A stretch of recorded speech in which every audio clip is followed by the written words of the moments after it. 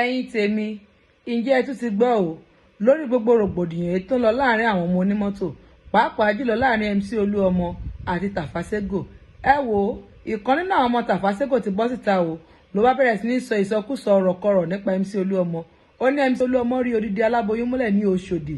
Ọ̀rọ̀ náà máa gbẹnu tán o, gbogbo àwọn èèyàn wá ní pé irú ìsọkúsọ wò lélẹ̀. Ó ní bẹ́ẹ̀ ni òun ní proof lọ́wọ́, kò dẹ̀ sí nǹkan tí ọlọ́pàá kọ̀ọ̀kan lè ṣe fóun. Ẹ wò bí gbogbo wa ṣe ń lanu leléyìí o, àmọ́ ní báyìí àwọn ọlọ́pàá ti gbé o ló bá ń bẹ̀bẹ̀. Ó lóun ń parọ́ ni. Ẹ̀yin náà ẹ gbọ́ ìsọkúsọ tó ń sọ. Ẹ jẹ́ ká jọ wo fọ́nrán yìí kẹ́ gbọ́ níbi tó ti ń sọ ìsọkúsọ yìí tó lóun ní proof lọ́wọ́. This is Digi Naija TV. Don't forget to subscribe, like and share.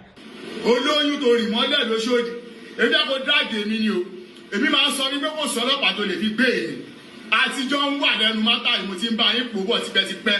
Tí bá sáfẹ́ ní ọlọ́pàá yín sẹ́, ìjọ́kíjọ́ tí bá sáfẹ́ ní ọlọ́pàá yín, ìjọ́kíjọ́ tí bá sáfẹ́ ní ọlọ́pàá yín, àbí ẹ̀ka àwọn bọ́ìsì kan bọ́ta ẹ̀ṣẹ̀ṣẹ̀ kan bọ́ìsì bọ́ta pẹ̀lú èmi ẹgbẹ́ àwọn yẹn sẹ́gbẹ̀. Ẹni pólísì tẹ bá lọ bá tí bá sáfẹ́ yàn kan nu wọn kó má sùn wọ̀n fún mi. Bákan náà jẹ́ ká gbọ́rọ̀ láti ẹnu MC Oluomo níbi tó ti ń yọ̀nà náà ọ̀rọ̀ náà pé ó ti wà ní prison báyìí. Ẹ̀yin náà ẹ jẹ́ ká jọ gbọ́ láti MC Oluomo. Ó ní pé èmi lọ rí aláboyún mọ́lẹ̀ lóṣòdì, èmi ọ̀pẹ́ tọ́lọ́pàá bá fẹ́ mú òun kó wá mú òun ní proof lọ́wọ́, òun ní gbogbo ẹ̀ lọ́wọ́, òun ní gbogbo ẹ̀. Ìgbà tọ́lọ́pàá mú ó náà òun parọ́ ni, ó wà ní prison sí.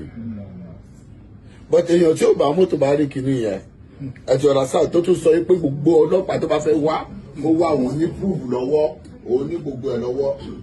Sẹ́ni tó bá wù kí ni ò ní sọ pé ọmọ yìí sọ fún òun ní tòótọ́ lọ́wọ́. Ẹ̀tọ́ ilé ayé ìwọ tó bá fa wàhálà ò ní ká, tó bá dẹ̀ challenge ẹ̀ o ti ọ̀rọ̀ sáà ò ní mọ bó ṣe máa sáré, o ti ọ̀rọ̀ sáà ẹ̀yọ kan ní tó máa gbàdúrà yìí pé àdánwò tó máa gbé báyọ̀ tó máa ju tẹ̀lé èèyàn lọ tó máa kọ́ lọ máa jẹ kó lè rẹ̀. Péyàn kò ní ládánwò is a lie. Péyàn kò ní challenge is a lie. Ìyá àtọmọ tó wà nílé ní challenge. Tẹ́ bá wo ní ìfi Nàìjíríà tó máa sọ pé the whole world tó bá yẹ pé obìnrin 100 ló wà ní Nàìjíríà 75 kí ni mo pè 75 ó kù 15 75 yẹn ọkọ wọn ò kú o. Ẹlẹ́sìn kẹgbọ́n ọkọ wọn ò kú o. Èmi ọlọ́mọ méjì, èmi ọlọ́mọ mẹ́ta, èmi ọlọ́mọ mẹ́rin, èmi ọlọ́mọ márùn-ún, èmi ọlọ́mọ mẹ́fà, èmi ọlọ́mọ ẹ̀yọ̀kan. Obìnrin yẹn ó máa sanwó school fees ọmọ ẹ̀, ó máa sanwó ilé tóun àtọmọ ẹ̀jọ́ ń gbé, ó máa raṣọ sọ́mọ ẹ̀ lọ́rùn. Tó bá ná àbúrò kò ní fẹ́ jẹ́ káàbúrò òun dà bóun ṣe dà, ó máa sanwó school fees àbúrò ẹ̀. Tó bá ní màmá, ó máa lọ gbadé fún màmá ẹ̀ ní pé kó máa fẹ́ oúnjẹ fún, ó máa fẹ́ ra oògùn fún màmá ẹ̀ kóun náà tó ra búrá kó tó ra pint. Àwọn ọmọ yẹn dẹ̀ ni wọ́n ní bàbá o. Ọkùnrin mi bí àyè pé kóun sanwó school fees ọmọ àlè ju ọmọ tó bí lọ Nàìjíríà.